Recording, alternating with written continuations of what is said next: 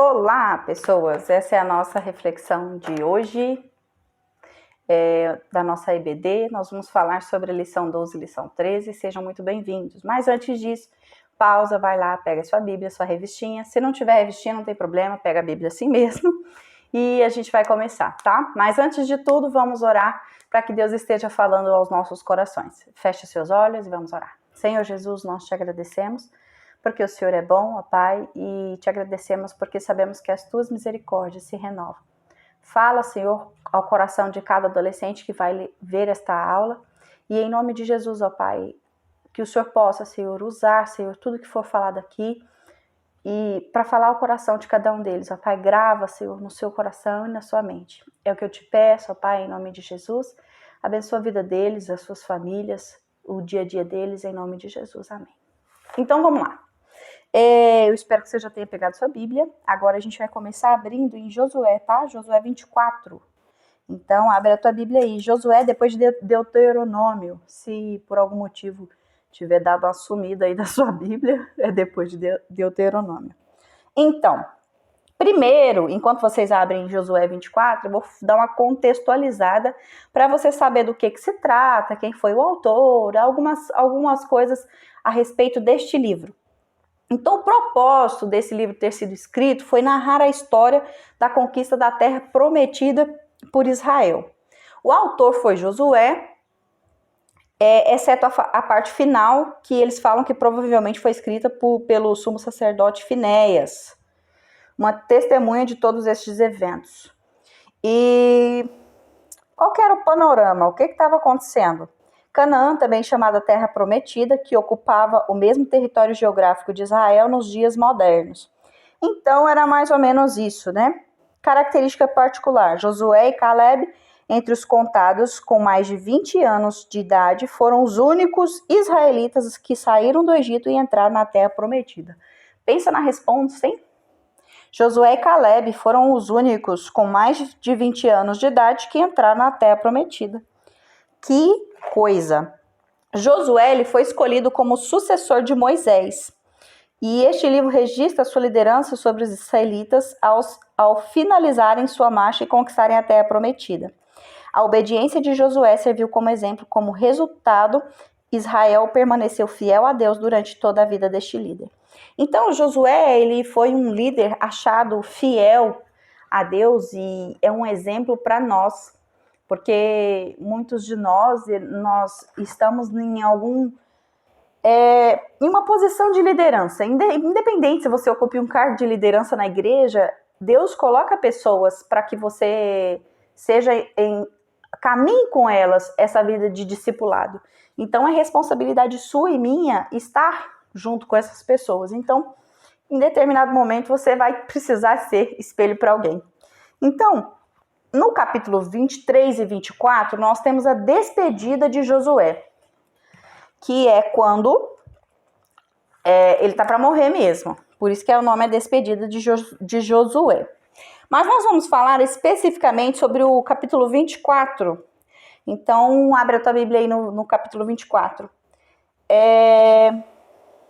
Vamos lá. Esse livro de Josué, ele relata a jornada dos israelitas a partir da morte de Moisés até a morte de Josué, tá? Então, você vai ver que o último capítulo é o capítulo 24, que é quando fala a respeito da morte de Josué mesmo. A morte de Josué, inclusive, tá no versículo 29 e só vai até o 33. Então, para você ter uma ideia, assim, que realmente esse livro termina na morte de Josué. Então, vamos lá. Nós vamos ler agora do versículo 1 ao versículo 13, tá? Então, presta atenção, porque esse do 1 ao 13 é relembrando a trajetória, os feitos de Deus, a misericórdia de Deus com o povo. Então, presta bastante atenção. Depois ajuntou todas as tribos de Israel em Siquém e chamou os anciãos de Israel e seus cabeças e os seus juízes e os seus oficiais, e eles se apresentaram diante de Deus. Então Josué disse a todo o povo: assim diz o Senhor, Deus de Israel: da além do rio, antigamente habitaram vossos pais, Tera, pai de Abraão e pai de Naor. e serviram a outros deuses. Eu, porém, tomei a Abraão, vosso pai, da além do rio, e o fiz andar por toda a terra de Canaã. Também multipliquei a sua semente e dei-lhe Isaque. E a Isaque deu Jacó e Esaú. E a Esaú dei a montanha de Seir para possuir. Porém, Jacó e seus filhos desceram para o Egito. Então enviei Moisés e Arão e feri ao Egito, como o fiz no meio dele, e depois vos tirou de lá.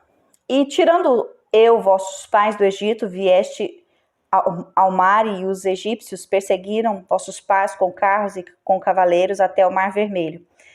Tá vendo aqui que ele está contando a história de quando atrás, e também da parte que fala do Rio Vermelho, quando for atravessar, e aí veio o faraó com os seus cavaleiros, e os cavaleiros de faraó, eles afogaram, né? Eu estou no 7, tá? Clamaram ao Senhor e pôs uma escuridão entre vós e os egípcios, e trouxe o mar sobre eles e os cobriu, os vossos olhos viram o que eu fiz no Egito depois. Habitaste no deserto muitos dias. Então eu vos trouxe a terra dos amorreus que habitavam da além do Jordão, os quais pelejaram contra vós, porém eu dei na vossa mão e possuístes a sua terra e os destruí diante de vós.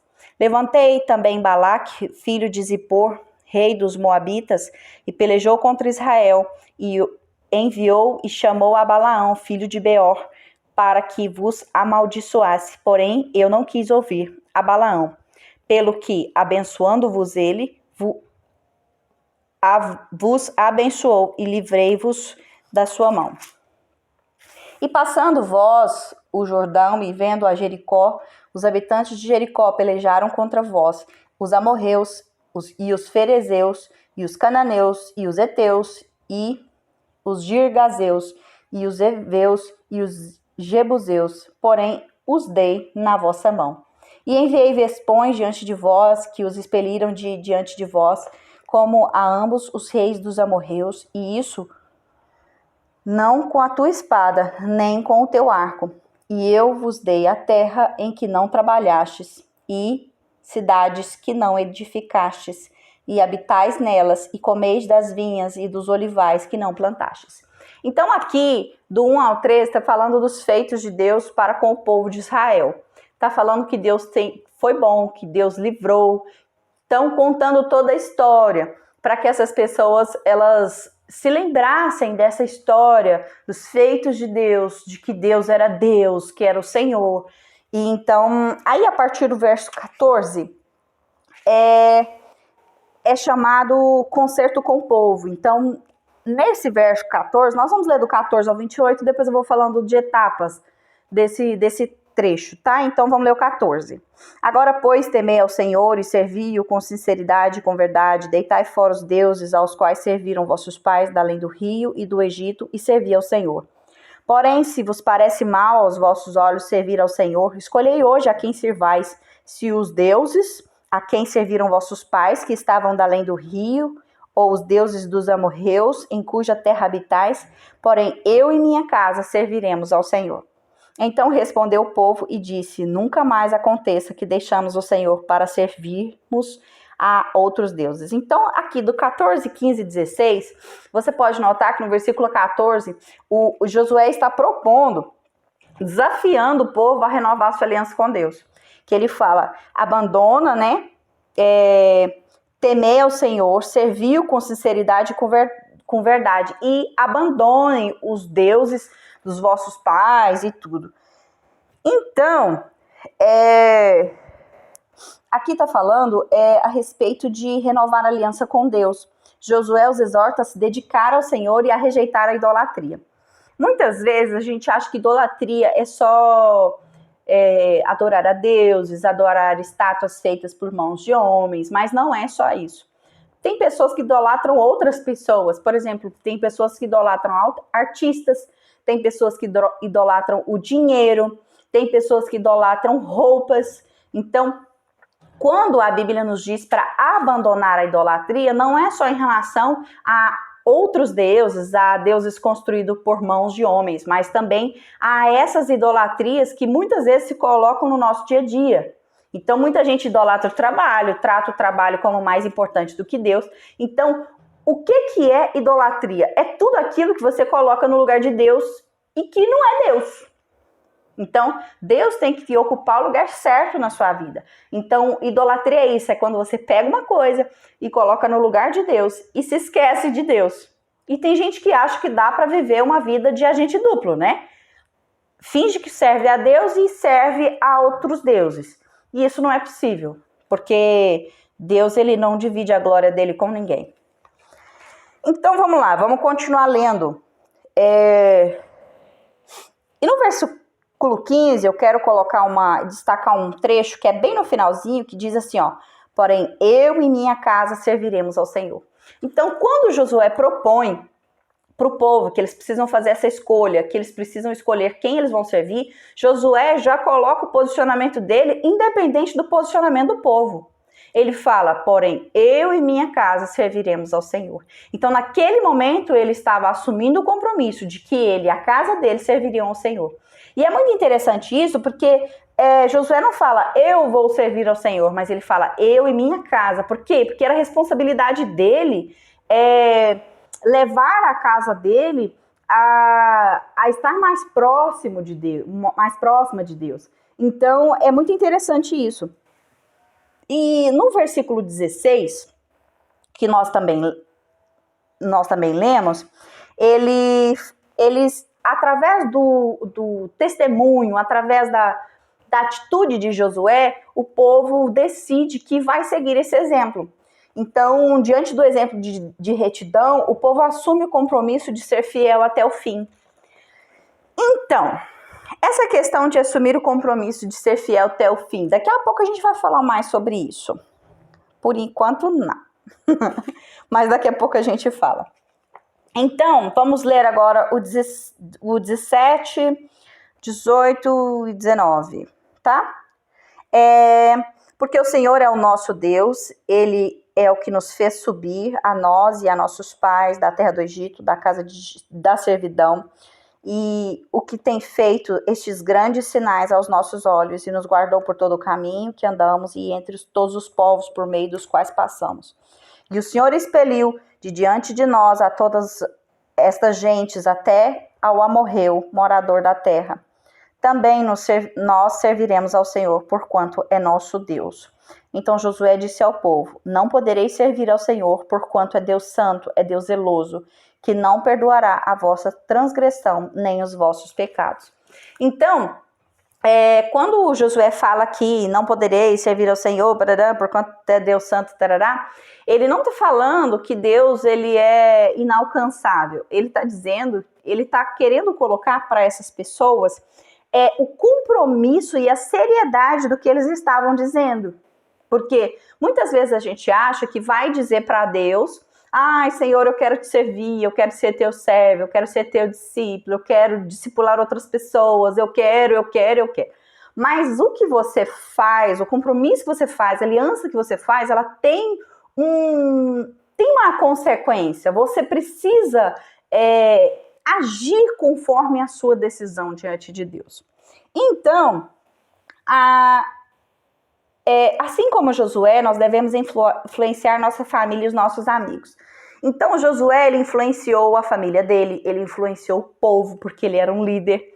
Mas nós temos essa missão também, de influenciar a nossa família, influenciar os nossos amigos, a escolher servir a Deus também. Então, muitas vezes você acha que pelo fato de você ser um adolescente, você não ser o pai da casa ou a mãe da casa, você está isento dessa responsabilidade, mas você não está. Mesmo que você tenha pais descrentes, você é responsável por demonstrar, através das suas atitudes, do seu testemunho, o reino de Deus para essas pessoas. Então, vai muito, muito além das palavras ou de discussões idiotas. É uma vida diante de Deus, é uma vida com Jesus que vai levar essas pessoas a se interessarem por esse Deus que você conhece, que você vive. Então, é além das palavras. Então, você quer falar de Jesus? Se for preciso, use palavras. Então, você tem que viver aquilo que você está falando, porque senão as pessoas não vão colocar crédito no que você está querendo pregar para elas. Por isso é tão importante o nosso testemunho. Os seus familiares e os seus amigos têm visto Deus através das suas atitudes, das suas falas, das suas reações e das suas escolhas? Essas pessoas têm visto Deus, têm visto Deus através de você?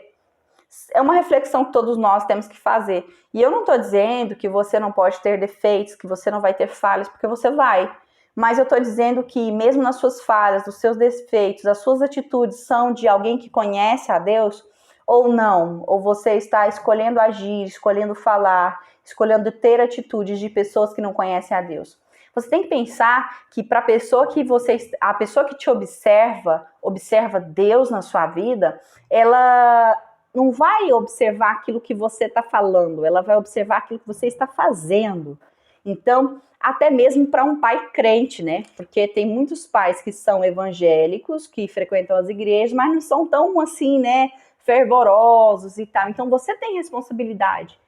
É sua a responsabilidade de escolher hoje servir a Deus ou servir ao mundo, servir a Deus ou servir ao dinheiro, servir a Deus ou servir a um monte de outras coisas. Então, essa é sua escolha e você precisa escolher, porque não existe um em cima do muro, sirva a Deus e sirva as outras coisas. Ou você serve a Deus ou você serve ao diabo e às coisas do mundo. Então, não existe esse meio termo, você precisa escolher. E eu aconselho você a escolher a Deus, porque é o caminho acertado. Deus te ama, Ele quer te ver bem, Ele quer para você coisas maravilhosas. Então, para você que já fez esse compromisso, que já está nesse meio desse exército de Deus, você precisa pensar que você tem um lugar.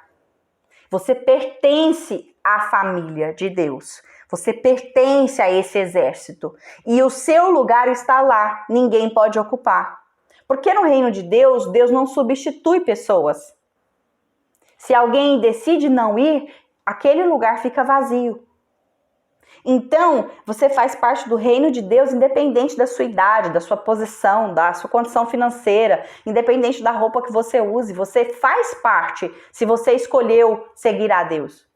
Então, o que você tem feito com essa posição? Qual que é a sua missão dentro do reino de Deus? Você tem pensado nisso? Ou você só tem pensado em coisas do mundo, em ter dinheiro, em jogar um joguinho do Free Fire, Call of Duty, tem gente que gosta, né? Sei lá. Então, é uma coisa que você precisa pensar. Pensa aí no seu joguinho. Quando você vai jogar, se o seu amigo te deixa só, é muito mais fácil você morrer no joguinho, claro, né? Você perder, o seu avatar perder a vida. Mas, quando você tá junto, é mais leve a caminhada. Você tem estado junto das pessoas que você ama, você tem estado junto dos seus colegas, dos seus amigos, das pessoas que você quer ver diante de Deus, prostradas aos pés de Deus. Você tem testemunhado a elas uma vida com Deus, uma vida segundo os padrões de Deus e não segundo os padrões do mundo? Tá aí uma pergunta, hein? Você tem o seu lugar no exército de Deus e você precisa se preparar para isso. E como que a gente se prepara para isso? A gente se prepara para isso sendo discipulado, lendo a Bíblia, orando. A gente se prepara para isso ouvindo de Deus, procurando saber mais de Deus. Procure alguém que tenha mais maturidade que você, assista às aulas da EBD, assista a pregação do nosso pastor, e isso vai trazer para você uma maturidade para ocupar o seu lugar da melhor forma, porque é para Deus, e para Deus é sempre o melhor. No versículo 20, nós vamos ler agora do 20 ao 24. Se deixardes o Senhor e servirdes a outros deuses estranhos, então se tornará e vos fará mal, e vos consumirá depois de nos fazer bem. Então aqui, Josué estava alertando sobre as consequências de não cumprir o que eles estavam se propondo. Então ele estava alertando que essa atitude errada, essa direção errada traria consequências. E é interessante observar que logo Deus os acusaria de quebrar seu trato com ele, em Juízes 2 e 3. Então, muito cuidado quando você fizer uma aliança com o Senhor, quando você fizer um acordo não, uma aliança mesmo. Muita atenção para os detalhes, muita atenção com isso, porque você precisa cumprir. Deus, ele não é homem para que minta. Então, cumpra aquilo que você se propor. Se for preciso, escreve, prega em algum lugar, escreve num trechinho, em alguma coisa, num papel, sei lá. Mas não se esqueça daquilo que você se propôs. Muitas vezes a gente vai em acampamentos, nós vamos em encontros, nós vamos em reuniões, e aquilo fala muito alto ao nosso coração, e naquele momento nós fazemos propósitos, nós fazemos alianças com Deus. E depois nos esquecemos de que temos que cumprir. Então não se esqueça, cumpra o que Deus tem te pedido, cumpra o que Deus tem, a aliança que você fez com o Senhor. Qual que é a sua parte? Qual que é o seu lado? Faça isso. Então, vamos lá então. Continuando. Versículo 24. 21, né? Então disse o povo a Josué: não, antes do Senhor serviremos.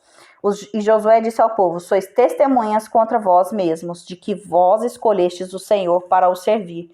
E disseram: somos testemunhas. Então Josué o tempo todo alertando o povo de que era uma escolha verdadeira, que eles precisavam prestar atenção, porque era algo sério, não era brincadeira, e que eles precisariam cumprir. E o povo continuava afirmando: não, nós escolhemos ao Senhor, e tá certo, é a melhor escolha, mas tem que ser uma escolha feita com muita consciência, porque depois você não vai voltar atrás nela. Então, agora, pois, deita fora os deuses estranhos que há no meio de vós, e inclinai o vosso coração ao Senhor, Deus de Israel. E disse o povo a Josué: serviremos ao Senhor nosso Deus e obedeceremos a sua voz. Assim fez Josué concerto naquele dia com o povo, e lhe pôs por estatuto e direito em Siquém. Aí diz assim no 26, e Josué escreveu estas palavras no livro da lei de Deus, e tomou uma pedra grande e a erigiu ali debaixo do carvalho que estava junto ao santuário do Senhor. E disse Josué a todo o povo: eis que esta pedra nos será por testemunho, pois ela ouviu todas essas palavras que o Senhor nos tem dito, e também será testemunho contra vós, para que não mintais a vosso Deus. Então Josué despediu o povo, cada um para a sua herdade.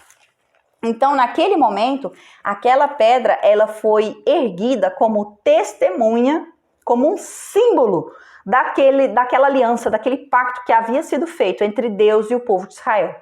Então, naquele momento, ela foi erguida com esse propósito, para que ninguém se esquecesse daquele dia e daquelas palavras, tanto de Deus quanto do povo de Israel mesmo.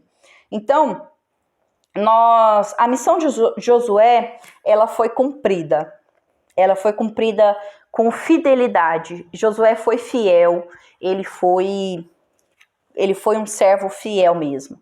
E acho interessante aqui que agora nós vamos falar, Josué, no versículo 29, fala que Josué, ele faleceu sendo da idade de 110 anos, tá? Legal, né? Eu gosto de ler essas informações aí. E nós não podemos obrigar ninguém a mudar, mas podemos provocar mudanças em nosso ambiente. Então você não pode obrigar uma pessoa a aceitar Jesus, você não pode obrigar uma pessoa a querer Deus, mas você pode contribuir para que haja mudanças no ambiente, para que essa pessoa se toque e tome a decisão, porque no final das contas é o Espírito Santo quem convence. Então, da justiça, do pecado e do juízo. Então, é muito importante você pensar isso, você testemunha, e é Deus quem faz, mas é seu trabalho testemunhar, é seu trabalho falar, é seu trabalho viver a palavra de Deus. Então, vou ler uma parte aqui da revistinha que eu achei legal. O tempo passou, Josué foi sepultado na sua terra, os ossos de José foram sepultados em Siquém, terra... Eu tô lendo na revistinha, tá? Página 50, comecei na 53 no finalzinho, tô indo para 54 agora. tribos, Manassés e Efraim. Eleazar, o sumo sacerdote, companheiro fiel, também morreu e foi sepultado nesse mesmo período. A missão de Josué foi concluída com fidelidade. O moço de Moisés o substituiu e liderou com excelência. Lembra que eu falei que Josué, ele veio, né, como ele veio depois de Moisés e liderou com excelência. Infelizmente, após a sua morte, os israelitas não expulsaram por completo os habitantes de Canaã. Embora fizessem campanhas militares contra os cananeus por motivos variados, toleraram sua permanência na terra. Então, né, com a narrativa de Josué, podemos aprender que dar o melhor mantendo uma fé viva e questionando uma fé morta é contribuir para transformar nossa família visando a glória de Deus e o bem de todos.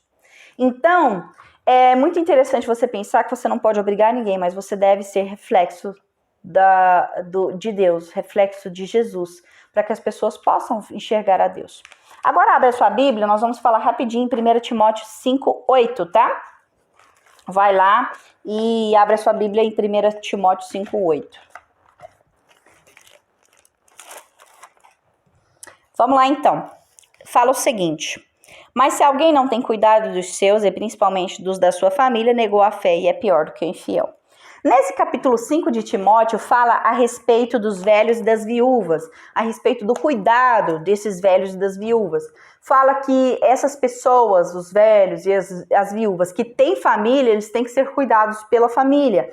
E os que não têm família, que realmente estão sozinhos, eles devem ser amparados pela igreja. Então, uma reflexão muito legal a respeito desse trecho é que todos nós temos parentes, algum tipo de família, e as relações com os nossos familiares, elas são importantes aos olhos de Deus.